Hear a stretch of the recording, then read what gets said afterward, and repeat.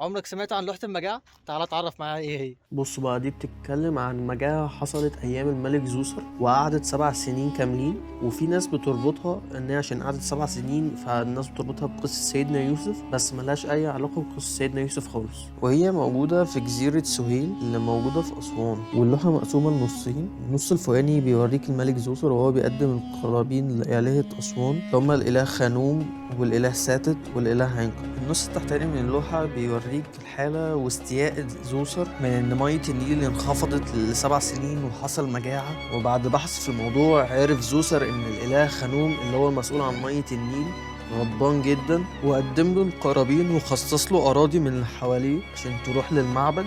وظهر له الإله خانوم في المنام وطمنه وقال له المية هترجع تاني والفيضان هيرجع تاني لمصر. بس ويبقى كده انتوا عرفتوا ايه هي لوحة المجاعة. اشوفكم في فيديوهات تانية كتير. سلام.